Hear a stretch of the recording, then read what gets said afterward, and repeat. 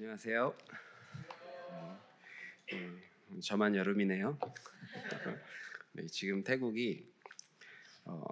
남부 지금이 이제 건기이긴 한데 제 아내가 사진을 찍어서 보내줬는데 어저께 44도였대요. 지금 한창 더울 때인데 그래서 저도 덥습니다.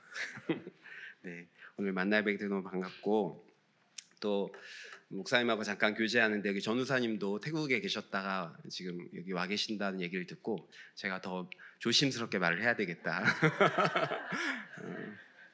농담이고요. 너무 반갑고 또 같은 나라에서 있다가 또 와 계시는 전우사님도 축복하고 우리 교회가 또 태국의 두 가정의 선교사님들을 또 이렇게 후원하고 또 같이 기도하고 있다고 해서 너무 감사합니다. 오늘 말씀을 통해서 하나님께서 우리에게 은혜 주시길 원하는데요. 우리가 예수 그리스도 안에서 만난다고 했을 때 그 만남은 우연이 없지 않겠습니까? 하나님께서 오늘 우리를 만나게 주신 것에는 분명 하나님의 뜻과 또 길이 있을 거라 생각합니다. 오늘 말씀을 통해서 우리가 하나님의 선교를 같이 나눌 때 하나님께서 우리 모두에게 동일한 은혜 주시기를 바랍니다. 자, 오늘 저희가 읽은 본문은 어떤 본문 이야기 다음에 나오는 이야기냐면 오병이어, 다들 아시죠? 오병이어는 보리떡 몇 개와 물고기 몇 마리죠? 물고기 2마리와 보리떡 5개인가요? 반대인가요? 오병이어잖아요. 이어. 그러니까 보리떡 5개, 물고기 2마리, 그죠? 우리 chắc 헷갈리잖아요. 짝은 5,000명이나 되는 많은 사람들이 예수님 때문에 배불리 먹었잖아요. 남자만 5,000명이니까 아이들, 이제 여성분들까지 다 합치면 정말 수많은 사람들이 엄청난 기적을 경험했습니다. 같은 시간에. 그리고 나서 나오는 이야기가 오늘 제 이야기입니다. 엄청난 기적을 맛본 제자들에게 오늘 벌어진 이야기들을 저희가 나눌 텐데 이야기를 통해서 하나님께서 은혜 주시기 바랍니다. 저는 모태신앙으로 어릴 적부터 이제 교회를 다녔던 아주 평범한 청소년기를 보낸 사람입니다. 제 얼굴을 보면 그렇게 써 있지 않습니까? 좌로우너라 치우치지 않고 학교, 집, 도서관, 독서실 이렇게 다녔을 것 같지 않나요? 그렇게 다녔어요, 진짜로. 학교, 독서실, 교회 이렇게만 중고등학교 시절을 보내다가 이제 대학교를 갔죠. 대학교에 서울에 있는 한 모 대학을 가서 신학을 하지 않고 경영학을 공부하던 학생이었습니다. 그렇게 이제 대학을 가니까 세상이 너무 궁금한 거예요. 대학교 친구들이 하는 게 너무너무 궁금한 거예요. 쟤네는 학교, 집, 교회를 가지 않고 어디를 갈까? 궁금하면 어떻게 해봐야 되죠? 해봐야 되잖아요. 그러니까 친구 따라서 이제 대학생으로 살 수 있는 것들은 다 해본 것 같아요. 저도. 그러니까 신앙이 어떻게 되겠습니까? 모태 신앙이니까 또 주일은 교회를 가지만 주중에는 예수님을 모르는 사람과 비슷하게 살았던 것 같아요. 그러다가 이제 군대를 가니까 어떻겠어요? 이 핑계 저 핑계로 교회도 가지 않던 그런 시간을 좀 보냈었습니다. 저희 부모님은 저의 그런 상황을 너무나 잘 알고 계셨는데 저한테는 이런 방구하지 않으시고 어느 날 어머니가 이제 군대 면회를 오셨어요. 면회를 오셔서 저한테 얘기를 하시고 딱 가셨는데 무슨 얘기를 하셨냐면 아들아 내가 너를 위해 기도하고 있다. 요 얘기를 하고 가셨어요. 그런데 제가 내부반에 올라왔는데 그 소리가 계속 마음속에서 울리는 거예요. 안 없어지고 지금 막 잊어버려야 되는데 그 말이 마음에 박히면서 제가 그 주일부터 교회는 갔습니다. 군대에서 교회 가서 다 졸았지만 그래도 내가 교회는 가야 되겠다. 어머니가 아버님이 기도를 하고 계시는데 이러면 되겠나? 그때가 계기가 돼서 다시 교회 생활을 하게 됐지만 제대로 했어도 여전히 세상과 교회에 이제 두 발을 다 걸치고 그렇게 살고 있었습니다. 하나님께서는 제가 한국에서는 얘는 변화되기가 어렵나 보다, 얘 안 되겠다 싶었는지 저를 어디로 보내셨냐면 1998년에 아프리카 가나라는 나라로 저를 보내셨습니다. 20대 이제 초중반의 나이에 뜨거운 마음으로 복음 전하겠다고 가나에 가는 게 맞죠? 근데 저는 그렇게 가지 않고 저는 이제 어학연수로 아프리카 가나를 가게 됐습니다. 당시에 어학연수가 굉장히 이제 붐이었어요. 경영학과 다 학생들한테.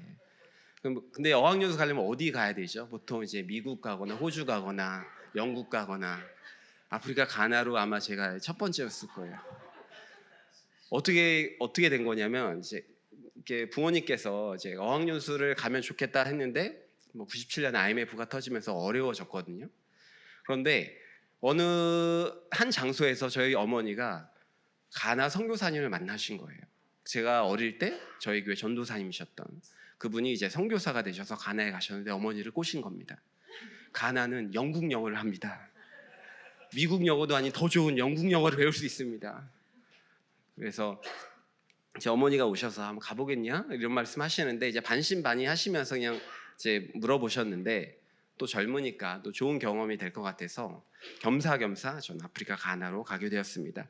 그래서 생각보다 길게 제가 한 1년 3개월 정도 아프리카 가나에 있었는데요. 이제 파워포인트를 좀 이제 넘겨주시면 제가 파워포인트를 보면서 이제 네. 자 어떻게 이렇게 네. 이제 이게 네. 네, 그렇군요. 이게 잘 안 되는군요. 좀 뭔가요?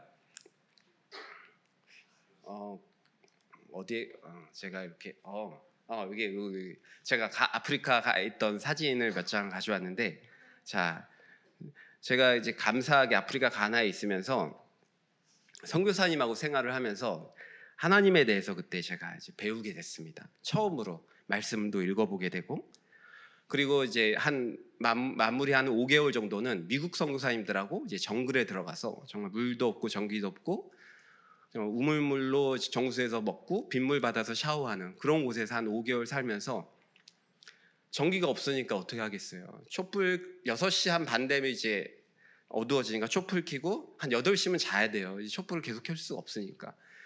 읽을 수 있는 게 성경밖에 없으니까 그때 저는 하나님을 진짜 만나게 됐고 그럼 선교를 좀 해봐야 되겠다라는 생각을 하게 됐습니다. 그리고 한국에 돌아왔는데 이제 복학을 하긴 했어요.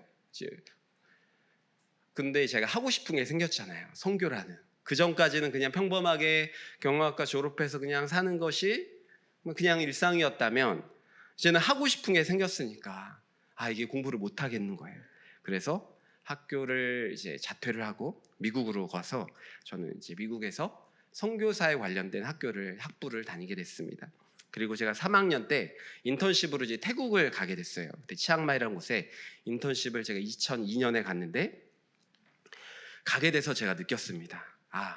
나는 태국에 맞는 얼굴이다. 자, 이게 딱딱 넘어가 줘야 되는데 이게 자 여기서 이제 저와 위화감이 없잖아요. 옆에 있는 태국 청년들이 제 태국 청년들하고 그때는 이제 대학생분들하고 같이 이렇게 생활하면서 교회 생활도 하고 이제 인턴십 과정을 했는데 제가 생활하면서 내가 말만 하지 않으면 이제 태국 사람인지 모르는 거예요. 그러니까 나는 그러면 이제 아시아 선교를 해야 되겠다. 그런데 태국은 선교사님들이 너무 많으니까 그러면 이제 아시아 쪽에 있는 뭐 라오스나 주변 나라들로 가야 되겠다 생각을 했는데 이제 사진이 한 넘어가긴 했는데 제가 2008년에 갔던 나라가 지금 사역하고 있는 나라가 태국입니다. 제가 2008년에 태국에 저와 제 아내와 아내가 안고 있는 조그만 아이가 이제 고등학교 올해 2학년이 되는데요. 많이 컸죠. 저 조그만 아이가 벌써 17년째 태국에서 선교 사역을 하고 있습니다. 제가 좀 부끄럽긴 하지만 이렇게 저의 이야기를 하는 것은 우리가 아는 만큼 보이잖아요. 아는 만큼. 그러니까 우리가 이제 이렇게 선교 편지로만 만나다가 저를 이제 처음 보지 않았습니까? 그러면 저의 선교의 여정을 좀 이렇게 아실 때, 저 선교사님이 어떤 과정으로 선교를 하게 됐구나, 선교사로 가게 됐구나, 그리고 어떤 선교를 하고 있구나 할 때 다음번 선교 편지를 보면 이제 보이잖아요. 그러면 기도도 한 번 더 하게 되고 기도해 달라고 제가 이렇게 얘기하는 겁니다. 네. 저에게 선교의 준비 과정은 말씀드린 것처럼 약간 시간표 같았어요. 하나님께서는 저를 헌신을 시키시고 또 선교사 학교를 통해서 또 한국에서 신대원을 통해서 또 공부를 하게 하시고 이렇게 선교를 가게 하셨습니다. 오늘 본문 22절에도 보면 예수님께서 제자들을 이제 건너편으로 보내시잖아요. 어쩌면 짜여진 일정처럼 예수님께서 시간표를 주신 거지 않습니까? 방금 전까지 5천 명을 먹이신 예수님이 가라고 하니까 이거는 가는 거잖아요. 그리고 제자들 안에는 누가 있나요? 전직 어부, 본인들의 삶의 터전인 갈릴리에서 어부 생활했던 제자들이 있으니까 그 갈릴리에서 배 타고 건너편으로 가는 것은 그냥 식은죽 먹기 같은 너무나 쉬운 일인 거예요, 제자들한테. 그런데 상황이 바뀌었잖아요. 우리가 오늘 읽은 본문처럼 분명히 날씨가 좋았는데 그들의 예상과는 다르게 전혀 다른 상황이 펼쳐졌습니다. 자, 태국은 이제 4개의 권역으로 보통 이제 나누는데, 치앙마이를 중심으로 한 북쪽, 이제 동북부 지역, 우리 배성교사님이 사역하시는 저 지역이 이제 파란색 있는 저쪽 어딘가에 있는 지역이고요. 이제 중부, 방콕 중심으로 하는 중부, 그리고 남부, 제가 있는 곳이 이제 분홍색의 남부입니다. 특별히 제가 선교하고 있는 지역은 남부 중에 저 서쪽 밑에 이제 빨간색 네모칸 있는 곳이 제가 선교하고 있는 지역입니다. 여러분 푸켓이라고 들어보셨죠? 가보신 적도 있으시죠? 몇 분은 가보신 적 있을 거고, 태국이 워낙 이제 관광지로도 유명한 지역이고 유튜브에 태국 치면은 태국 한 달 살기가 그렇게 많이 나오는지 몰라요. 방콕도 많이 나오고 치앙마이도 많이 나오고, 하여튼간 굉장히 많이 알려진 곳이 푸켓이고 그 위에 팡하라는 지역, 두 지역에서 저는 선교를 17년째 하고 있습니다. 성도님들은 바다 좋아하세요? 바다 좋죠. 여기서는 바다를 가려면 어디로 가야 되죠? 여기는 가까운 바다가 얼마나 가요? 한 2시간 가야 되나요? 1시간? 1시간? 1시간이면 가요? 1시간 반? 여러분은 혹시 바다의 색깔이 불탄다는 이야기를 들어보신 적 있으세요? 바다가 불탄다? 자, 한번 보여드릴게요. 자, 저거는 그냥 핸드폰 사진기로 찍은 겁니다. 어디서? 제 사역지에서 5분 차 타고 가서 그냥 동네에 있는 바다예요. 동네에 있는 바다인데 전날 특이하게 저도 저런 바다는 처음 봤어요. 그리고 찾아보니까 진짜 불타는 바다라는 게 그런 사진들이 있더라고요. 멋있죠, 그죠? 다음에 혹시 오시면 제가 한번 모시고 가겠습니다. 그날 바다가 불탈지는 모르겠지만 어쨌든 많은 이들은 이제 푸켓과 이 지역에 몸과 마음을 쉬러 휴가로 오기도 하고 놀러 오기도 합니다. 하지만 저희는 정반대 상황으로 이제 태국 남부 지역을 가게 됐습니다. 여러분 2004년에 이제 쓰나미가 동남아시아에 터졌는데 아마 들어보셨을 거예요. 일본에서도 2011년, 12년이니까 또 지진으로 큰 쓰나미가 터지기도 했지만 2004년 쓰나미는 동남아시아 멀리는 저 스리랑카까지 굉장히 큰 피해를 주게 되었습니다. 태국도 인도네시아만큼은 아니지만 제가 있는 사역하는 저 푸켓과 팡하 서쪽 지방에 굉장히 큰 피해가 있었고 그 피해 때문에 이제 선교가 남부 지역에서 시작되게 되었습니다. 이제 구호가 시작되니까 일반 단체들도 구호를 하겠지만 태국에 있는 교회들 그리고 한국에 있는 교단들도 다 같이 들어가서 구호를 하였습니다. 그런데 이제 교회들이 또 선교 단체에 들어가서 구호를 하면서 무엇을 했겠습니까? 예수님의 사랑을 같이 전했겠죠. 그러면서 자연스럽게 사람들이 예수님에 대해서 듣게 되고 예수님의 사랑을 이제 받아들이게 됐습니다. 그 전까지는 삶과 죽음에 대해서 생각해 본 적이 없는 사람들이 큰 쓰나미라는 재해 때문에 정말 한 발자국만 내가 늦게 왔어도 죽을 수 있었던 그 삶의 자리에서 죽음에 대해 생각하게 되고 그러면 내세에 대해서 생각하게 되고 또 예수의 사랑을 접하게 된 거죠. 그리고 예수 믿는 사람들이 생겨나면서 그곳에 방무항 지역에 방무항교회와 센터가 생겨져서 그곳에서 저희가 사역을 감당하고 있습니다. 성도들 가운데는 쓰나미로 인해서 이제 가족을 잃은 분들도 있고 저 아이들 가운데 아빠를 잃거나 엄마를 잃거나 그래서 새엄마 새아빠와 함께 사는 그런 성도들이 있습니다. 이렇게 여러 모양의 성도들이 같이 예수님 때문에 모여 있는 곳이 제가 사역하는 방무항 교회입니다. 작은 공동체이지만 이 작은 공동체가 그래도 그 땅 가운데서 예수님을 믿고 예수님을 이렇게 지키고 있습니다. 태국은 종교의 자유가 있는 나라이지만 기독교율은 한 1%좀 되지 않는 것 같아요. 특히 남부 지역은 태국 안에서도 조금 더 열악한 지역이라고 말하기도 합니다. 그러다 보니까 이제 박무한 교회에 있는 저희 성도분들도 사는 마을마다 이제 기독교인이라고 하면 본인들 혹은 한두 가정 정도 거의 믿지 않는 분들이 둘러싸여서 이렇게 신앙생활을 하고 있어요. 그렇다 보니까 제가 단기팀이 이렇게 오면 가장 먼저 하는 사역이 바로 신방 사역입니다. 팀을 데리고 가서 그 성도님들의 가정을 방문해서 그 가정과 같이 기도하고 기도 제목도 듣고 또 그 가정을 위로하는 사역을 하고 있습니다. 성도들 가운데 때로는 내가 예수님을 왜 믿고 있나라고 의심하는 분들도 사실 많이 있어요. 왜냐하면 믿지 않는 사람도 둘러싸여 있기 때문에 예수님을 믿고 지킨다는 것이 쉽지 않거든요. 외국인들이 또 예수님을 믿는 외국인들이 그 집에 방문하여서 사랑을 나누고 격려해 줄 때 이웃 사람들도 야 누가 왔대? 쟤네는 왜 왔대? 그러면서 예수님을 믿는 것이 내가 잘 믿고 있구나.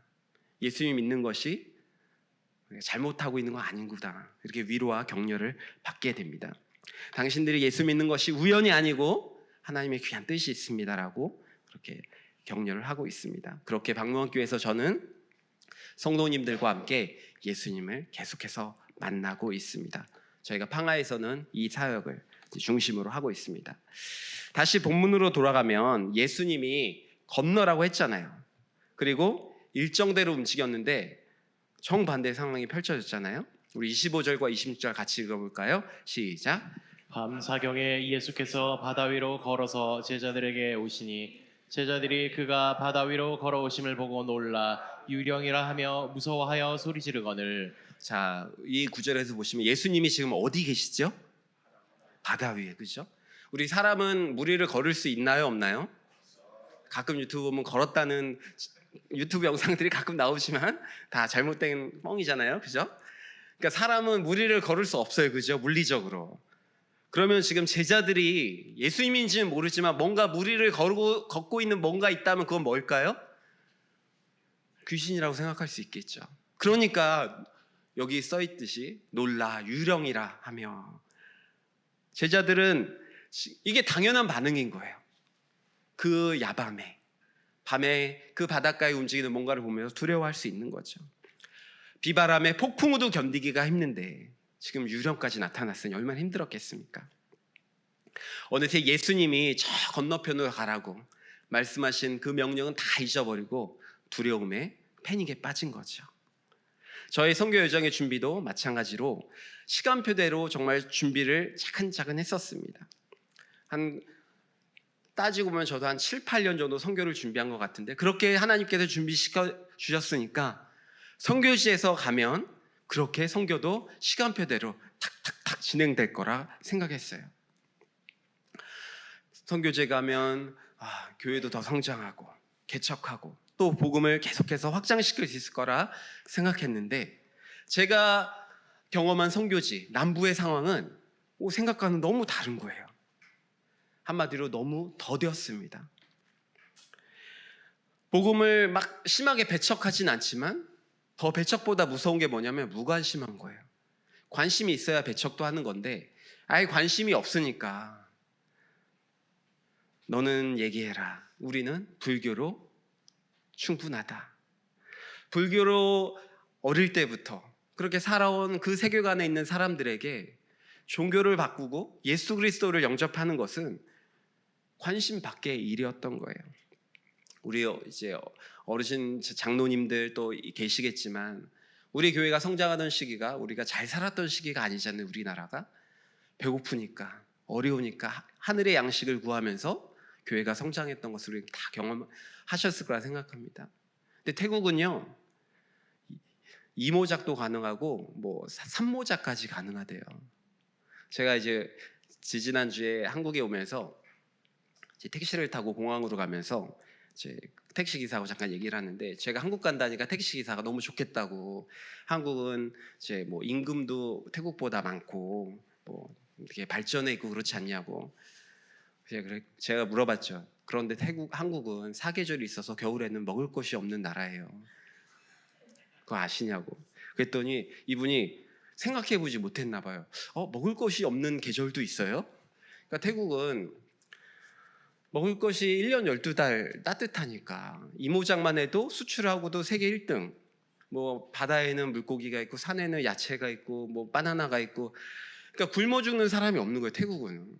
그러니까 배가 항상 곪을 일이 없으니까 이렇게 불교 믿고도 배 고프지 않고 잘 사는데 굳이 예수님을 믿을 이유가 없는 거예요. 그런 상황에서 선교는 한다고 하고 또 선교 가운데 은혜도 있고 물론 그 안에서 회심도 있고 예수를 믿는 사람들이 생겨나긴 하지만 여전히 너무나 더디고 또 더딘 상황 속에서 교회 등을 돌리고 다시 불교로 돌아가는 성도들도 있고, 그런 상황들이 제가 기대했던 선교적인 상황과 너무 달랐던 겁니다. 제자들도 마찬가지였을 겁니다. 본인들이 기대했던 자 이제 저 건너편으로 가면 되는 그 상황과 그들이 처한 이 밤에 배 위의 상황은 너무 달랐던 거죠. 그때 예수님께서 제자들에게 오시죠. 그리고 말씀하십니다. 같이 읽을까요? 시작. 예수께서 즉시 이르시되 안심하라 나니 두려워하지 말라. 자, 예수님께서 저 물 위에서 말씀하시죠. 나니 두려워 말라. 놀랍지 않습니까? 예수님께서 이 말씀을 하신 게. 근데 여러분 진짜 놀라운 게 뭔지 아세요? 예수님께서 물 위를 걸은 것도 신기한 것이고 날씨가 갑자기 변한 것도 참 놀라운 건데, 더 신기한 것은 예수님이 이렇게 말씀하실 때 제자들이 그 음성을 들었다는 겁니다. 여러분 그 밤의 상황이 우리가 상상력을 발휘해서 한번 생각해 보세요. 여러분 비바람이 치는 바닷가가 고요한 바다가 아니잖아요, 그죠? 얼마나 시끄럽겠어요. 비바람이 치고 배에 물이 부딪히고 얼마나 시끄러운 상황에서 예수님의 소리가 그 상황을 뚫고 제자들에게 들린 거예요. 어떻게 그러면 그들이 들을 수 있었을까요? 그들이 예수님의 소리를 들을 수 있었던 것은 그들이 예수님의 소리를 알았기 때문입니다. 그 제자들은 예수님과 먹고 마시고 같이 자면서 항상 그 예수님의 소리에 익숙해져 있었기 때문에 그 바람 소리, 파도 소리, 물 소리에도 예수님의 희미한 소리를 들을 수 있었던 거죠. 우리 부모님들 다 아시잖아요. 아무리 아이들이 많아도 내 아이가 아빠, 엄마 하면 알잖아요, 우리. 내 아이의 소리라는 것을. 희한하게 우리는 알아요. 왜냐하면 그 소리를 우리가 알기 때문에. 마찬가지입니다. 제자들도 예수님의 소리를 알았기 때문에 그 상황 속에서 그 소리가 귀에 들린 것이죠. 저도 하나님의 선교를 9년 동안 준비해서 선교지로 시간표대로 하나님의 순종해서 갔는데 열매가 보이지 않고 더디는 그 상황 속에서 폭풍우가 제 삶에 있었다고 생각합니다. 보이지 않는 그 상황 속에서 제가 한 것은 하나님께 부르짖었던 거예요. 하나님, 제가 선교지에 왔는데 혹시 제가 잘못 듣고 온 거 아닙니까? 하나님의 선교는 분명히 이루어져야 되는데 왜 이렇게 더딘가요? 힘든 시간을 저도 보냈던 것 같습니다. 하나님께서 그때 내가 너를 그곳에 보낸 게 맞아, 너는 잘하고 있어, 이 음성이 들렸으면 너무 좋았을 텐데 그 음성은 들리지 않았지만 하나님께서는 저에게 하나의 말씀을 통해서 저희 가정에게 말씀하셨습니다. 우리 같이 한번 읽어볼까요? 갈라디아서 2장 10절입니다. 시작. 내가 그리스도와 함께 십자가에 못 박혔나니 그런즉 이제는 내가 사는 것이 아니요 오직 내 안에 그리스도께서 사시는 것이라. 이제 내가 육체 가운데 사는 것은 나를 사랑하사 나를 위하여 자기 자신을 버리신 하나님의 아들을 믿는 믿음 안에서 사는 것이라. 아멘. 이 말씀을 통해서 하나님께서는 저희 가정을 이렇게 잡아주셨습니다. 너무나 놀라운 말씀이었고, 선교는 그동안 제가 6년, 7년 첫 텀을 선교하면서 하나님의 시간표 내가 열심히만 하면 당연히 열매가 있을 거라고 생각했는데 그게 아니구나. 열심히는 하도 열매는 누구 거다? 이 하나님의 것이다. 나는 그저 예수님의 손과 발이 되어 예수님의 일을 하면 되는 거구나. 선교는 하나님이 하시는 거구나 라는 것을 말씀을 통해서 알게 되었습니다. 제가 그 시기에 정말 감사했던 것은 그래도 그 음성이 들렸다는 것이죠. 이 말씀이 들리고 제 마음에 들어왔기 때문에 제가 계속해서 선교의 여정을 갈 수 있었습니다. 사랑하는 성도 여러분, 저는 이곳에 계신 우리 성도 여러분이 어떤 폭풍우 가운데 있는지, 지금 어떤 여정 가운데 있는지 알 수 없지만 제가 아는 것은 마찬가지입니다. 지금 주님께서는 우리의 여정 가운데 그 앞에서 우리에게 소리치고 계시다는 거죠. 이제 우리에게 달린 것은 우리가 주님을 알고 그 음성을 듣느냐 듣지 못하느냐인 것입니다. 여러분 상황 속에 말씀하신 주님의 음성이 그 여러분의 상황을 뚫고 여러분 삶에 들리기를 축복합니다. 주님은 코로나를 거치면서 저희의 사역을 좀 확장시켜 주셨어요. 제가 선교하는 중심에는 몇 가지 이제 기준되는 것들이 있는데 뭐냐면 사역이 크든 사역이 작든 간에 내가 있는 자리에서 내가 있는 것을 가지고 삶에서 선교한다입니다. 그리고 그 선교는 만남으로 시작이 됩니다. 만나야 전할 수 있는 거죠. 아무리 준비를 많이 해도 만나지 못하면 아무것도 할 수 없는 것이 선교입니다. 그리고 태국에서 새로운 사람을 만나는 것이 그렇게 쉽지는 않습니다. 문 열고 시장에 가면 사람이야 많이 있지만 내가 관계하고 마음을 나누고 신뢰하고 주님을 이야기할 사람을 만난다는 것은 그렇게 쉬운 일은 아닙니다. 그것이 비단 태국만의 이야기는 아니겠죠. 한국의 이야기도 한국도 마찬가지라고 생각합니다. 저희 가족이 코로나를 거치면서 코로나 때 모든 관계가 다 깨어졌었잖아요. 그 상황 가운데 다시 한번 어떻게 하면 하나님이 원하시는 만남을 계속 이어갈 수 있을까 고민을 하게 되었습니다. 코로나 시절에는 태국이 굉장히 엄중했습니다.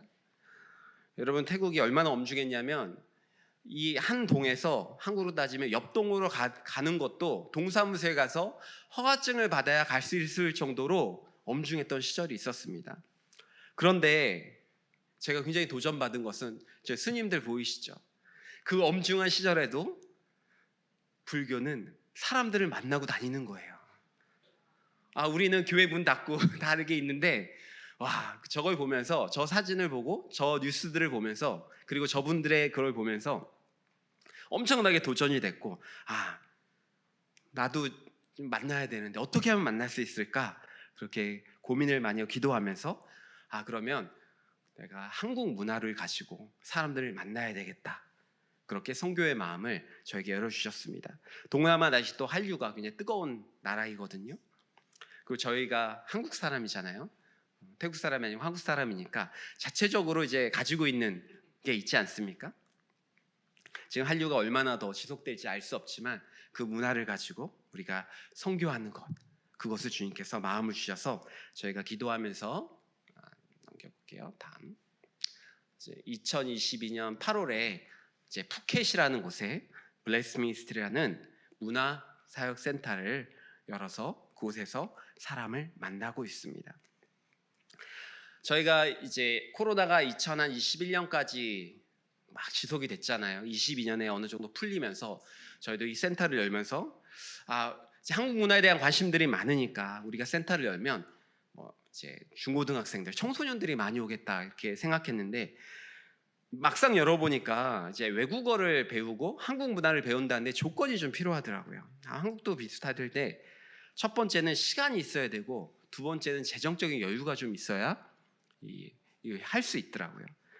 그래서 시간을 낼 수 있고 취미를 위해 돈을 쓸 수 있는 직장인들이 되려 저희 센터를 방문했고 센터에서 저희와 시간을 배우고 한국어를 배우고 한국 문화를 배우고 있습니다.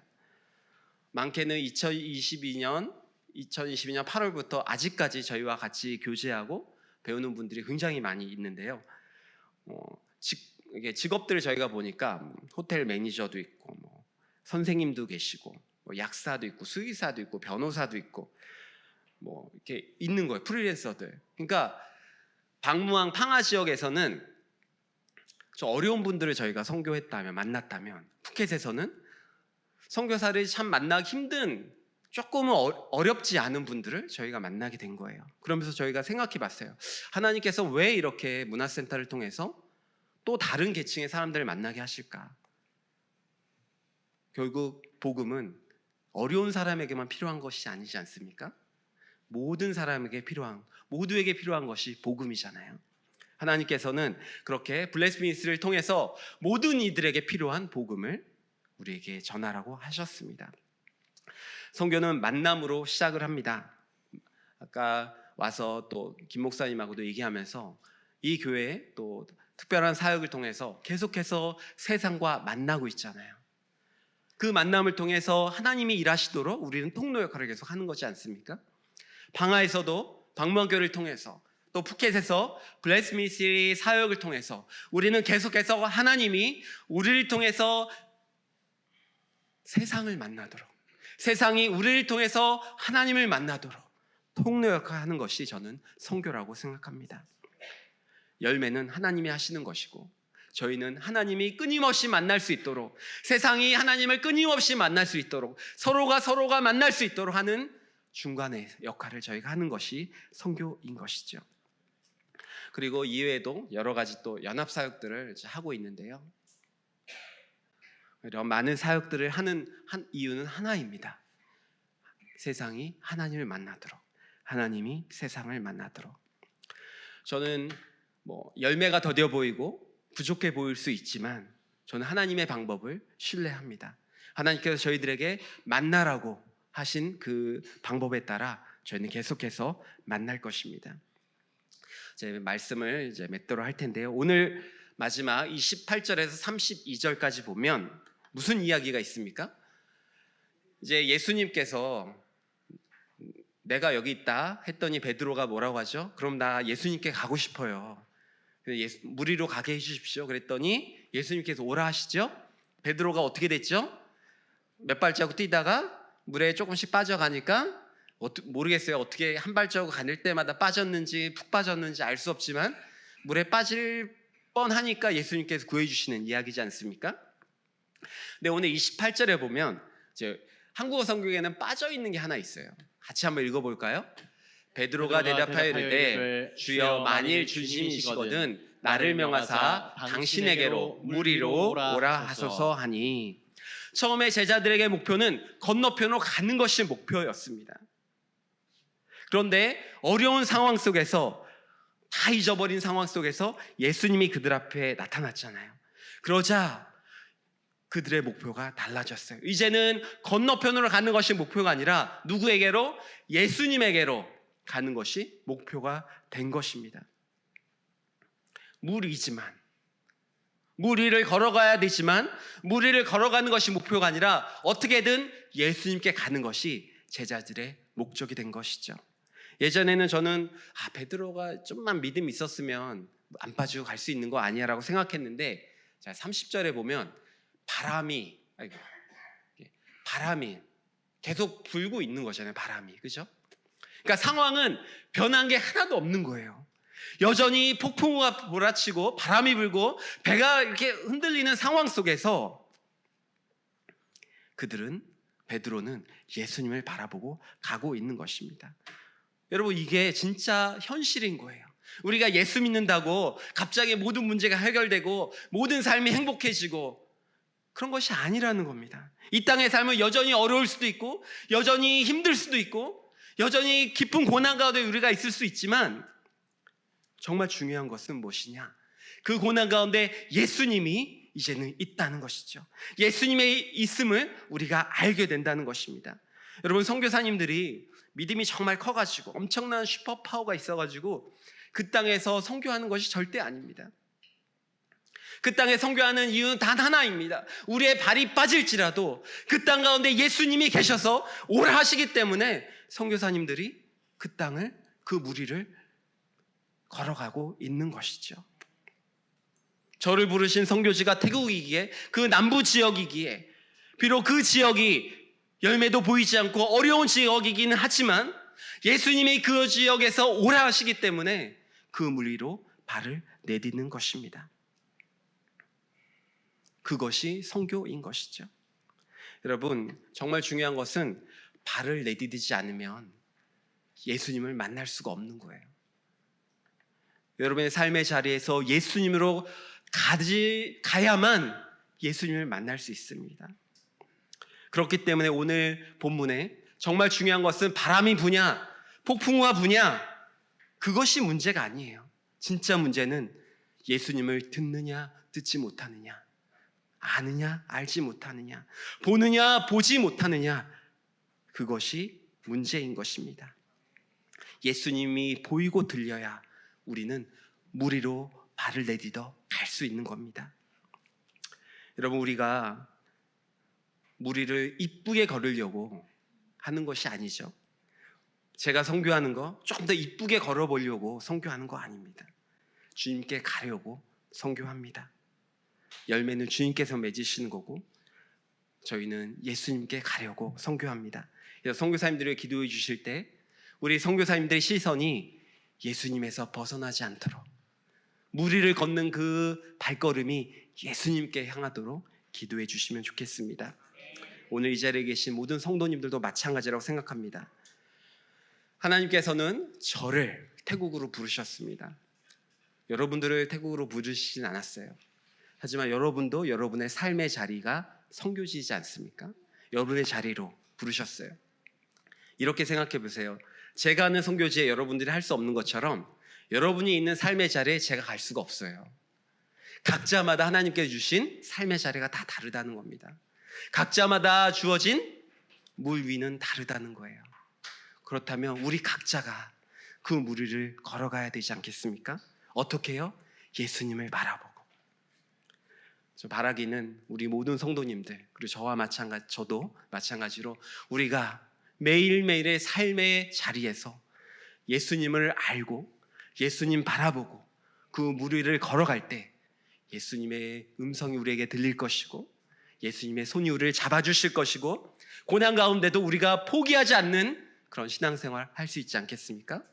우리가 각자의 자리에서 그렇게 물 위를 걸어가며 예수님과 동행할 때 우리가 다음번에 만났을 때 기쁨으로 우리의 삶의 고백들을 할 수 있는 그런 우리 아들람교회 그리고 제가 되기를 주님의 이름으로 축복합니다. 기도하겠습니다. 하나님 감사합니다. 이 주일 아침 우리를 불러주시고 말씀 가운데 예배 가운데를 불러주신 주님 참으로 감사합니다. 예배 가운데 우리가 주님을 다시 한번 바라보기 원합니다. 주님을 다시 한번 알기 원합니다. 내 삶에 오라 부르시는 그 음성을 다시 한번 우리 예배 가운데 듣기를 원합니다.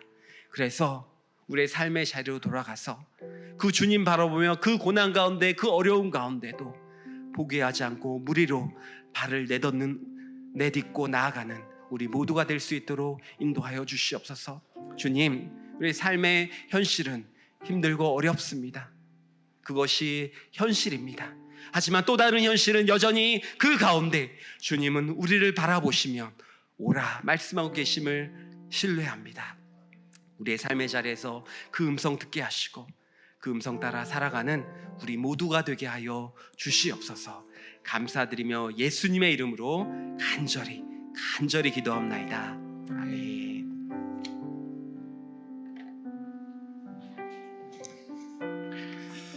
우리 선교사님 귀한 말씀 주셨는데 우리 교회 후원 선교사님 맞는 것 같은 것이 요즘 제가 계속 만남에 대해서 말씀드렸고 또 오늘 이 말씀이 지난 수요일날 제가 드렸던 말씀과 동일한 말씀입니다. 우리가 한 영으로 교제하고 있다는 생각이 들어서 감사했고요. 인상적인 말씀이 신앙생활에 이 물 위를 걷는데 어떻게 예쁘게 걸을 수가 있겠습니까? 그 음성을 듣고 이 베드로가 오늘 그 마가복음 큐티 본문에는 예수님을 십자가 지시겠다는 예수님에게 항변하다가 사단 소리도 듣습니다.